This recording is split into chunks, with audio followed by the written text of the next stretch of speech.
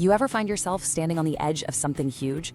You know, a new business, a big career change, a massive project, and you're just completely stuck? It's so frustrating, right? Because you know you're not lazy, you're definitely not incapable, but you're trapped in this fog of what you keep calling confusion. You spend weeks, maybe even months, in what feels like super diligent research mode. You convince yourself that the next book, the next course, the next article, that's going to be the one that finally gives you that crystal clarity you need to actually do something. But what if that's all a lie? What if the very act of searching for more information is the cage? Today, we're going to tear that fog apart. This is the Action Avoidance Protocol. It's a system designed to pierce right through that strategic haze that holds so many of us back. So let's just kick things off with a hard truth, one that might sting a little bit. Take a second and really read this quote. You're using your high IQ to build a sophisticated cage for your own ambition. Just let that sink in. That feeling of being productive you get when you're opening the 15th browser tab on market research. Yeah, that's not always progress. More often than not, it's a very intelligent, very sophisticated form of self-sabotage. You are literally using your greatest weapon, your brain, not to solve the problem, but to build a more comfortable, more complex, more justifiable prison to keep your ambitions safely locked away. It's a cage padded with spreadsheets, fortified with business books, and guarded by the illusion of due diligence. We're not just going to talk about that cage today. We're going to talk about how to pick the lock. Okay, so why does this even happen? Why do brilliant, capable people suddenly feel so completely lost when they're facing a real challenge? Well, the first thing we got to get straight is this. Your confusion is not an intellectual problem. It's not.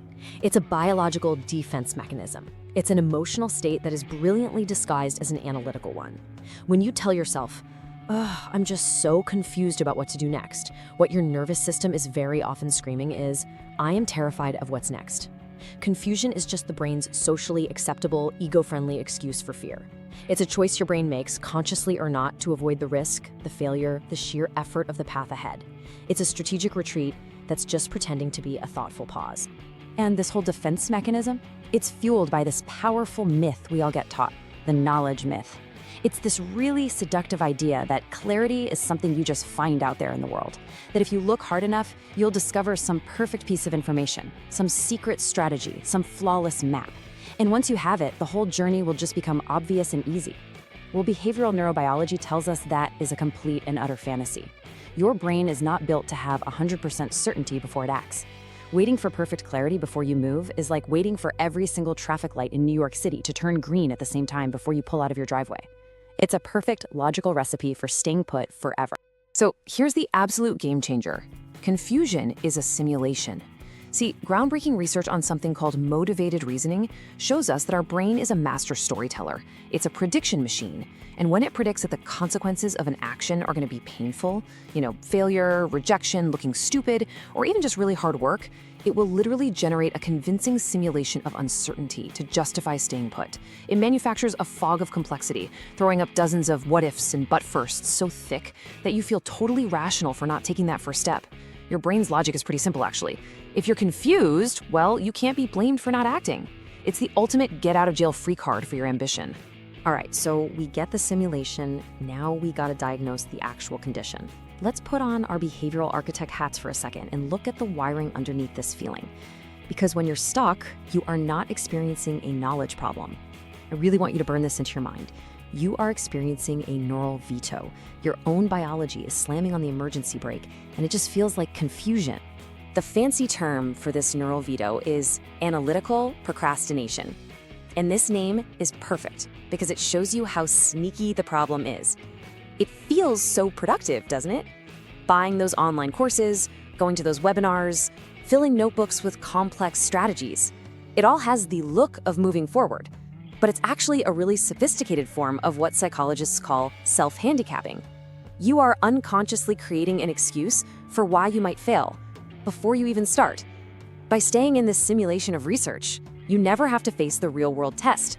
And if you never face the test, you never have to risk finding out you might not have what it takes.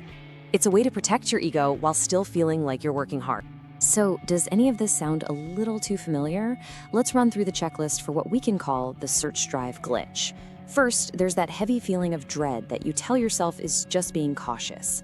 Next, that little voice in your head, the one that's always on repeat, I just need one more thing, one more piece of data, one more skill, and then I'll be ready.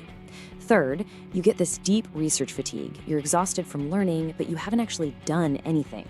And it leaves you feeling like this world-class navigator, with perfect maps and charts, who is just too damn scared to leave the safety of the harbor. This isn't about motivation. This is a systemic neural veto, a full-body no signal coming straight from your nervous system. And here's the biology behind that no. Deep inside your brain, there's a threat detection center called the amygdala. It's ancient, it's powerful, and its main job is to keep you safe from, saber-toothed tigers. The problem is, it can't tell the difference between a real predator and the risk of launching a new product. So when you think about a big, ambitious goal, your amygdala doesn't see opportunity, it sees a threat to your comfort, to your current safety. In response, it sends a panic signal to another part of your brain called the PAG. This is the brain's freeze center, and this floods your system with neurochemicals that make you feel paralyzed and overwhelmed. It literally makes the problem feel bigger and more complicated than it actually is, just to make sure you stay frozen and safe. So, if the diagnosis is a neural veto from our caveman brain, what's the prescription? It's not more thinking, it's not more information. It is a protocol, a clear, actionable, 3-step system that's engineered to bypass your fearful ego, override that amygdala veto, and force your body into productive motion. We're about to pierce the smoke. Here it is. This is the framework. These are the 3 tools you are going to use to turn that manufactured confusion into tangible execution. Number 1, the Simpleton test. Number 2, the fear labeling pivot. And number 3, the draft 0 mandate. I want you to think of these not as nice little tips, but as a sequence of commands. They're like manual overrides for that paralysis program running in your subconscious. So let's break down each one and get them installed. Okay, let's dive into command number 1, the Simpleton test. The rule is brutally simple. You have to be able to explain the problem you're facing and the very next step you need to take in language a 10-year-old could understand. No jargon, no complexity, no intellectual excuses. Why? Because complexity is where fear loves to hide. For example, you stop saying things like, "I'm analyzing market vertical integration strategies." No, the Simpleton test forces you to be honest. "I'm afraid to call my first potential customer because they might say no." See the difference there? It's huge, right? One is an intellectual fortress designed to keep you safe. The other is a simple, actionable, and kind of scary truth. If you can't simplify it, it's because you are actively hiding from it. As soon as you have that simple, raw truth, you immediately execute the pivot. You stop asking the question, okay, but how do I do this? How is the question that invites infinite, paralyzing research. Instead, you ask a much more powerful question. What specifically am I afraid of? Naming the fear is a neurobiological cheat code. Seriously, research shows that when you actually articulate a specific fear, like, "I'm afraid I'll look stupid," or "I'm afraid I'll waste all my money," you are literally shifting the energy in your brain.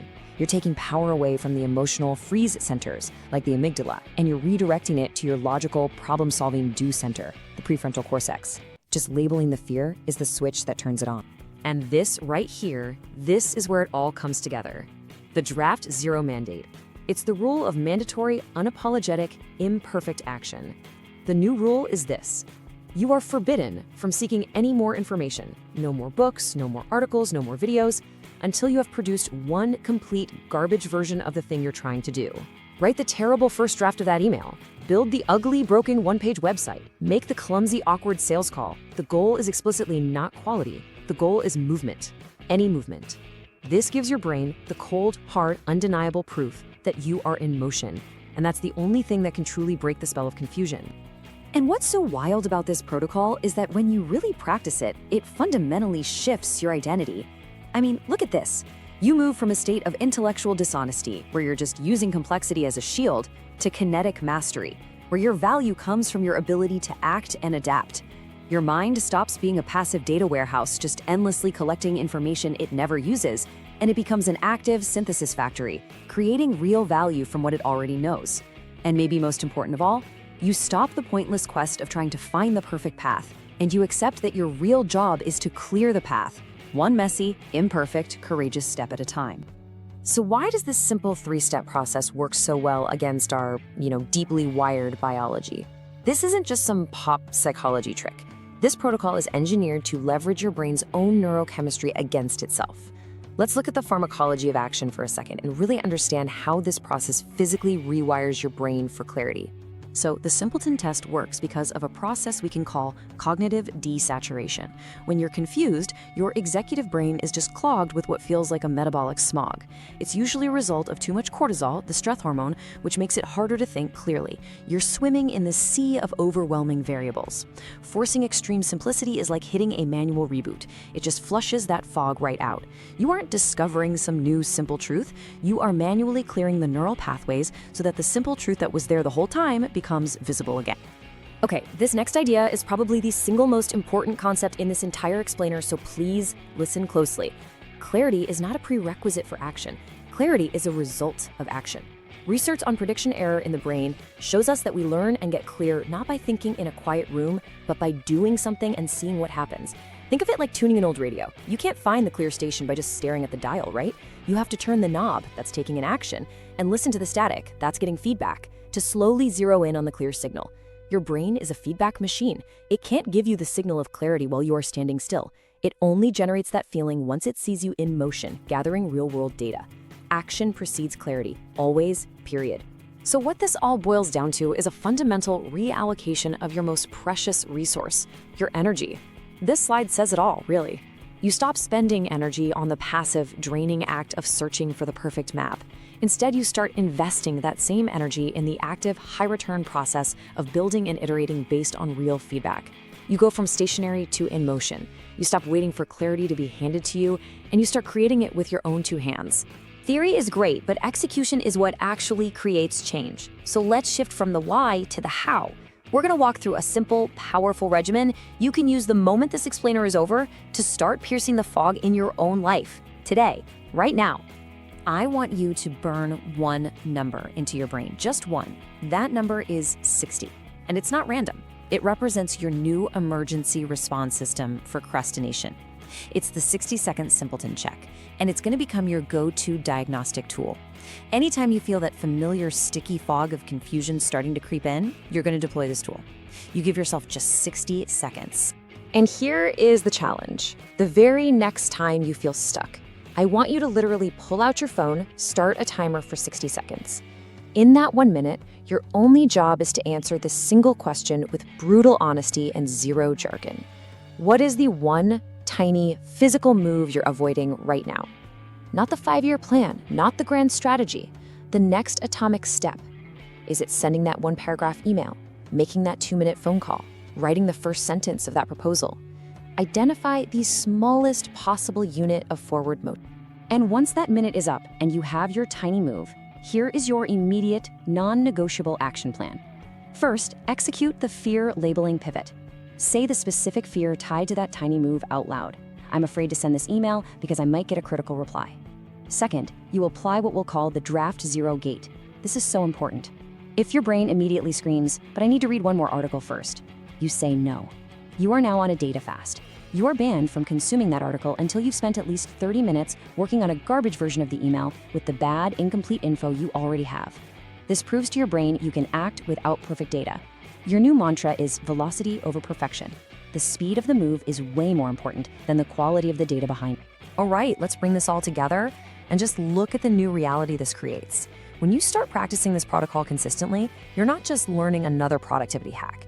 You are installing a new operating system for your ambition. You are learning a totally new way to engage with uncertainty itself.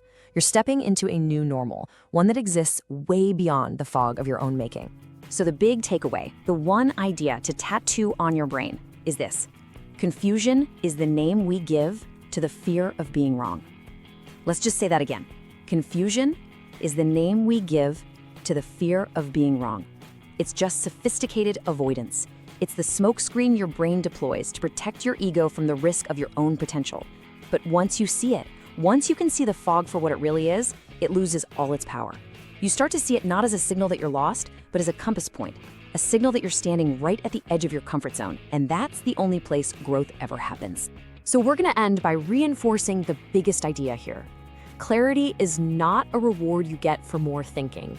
It's not a prize you earn through diligent research in a safe, quiet room. Clarity is a biological reward for moving.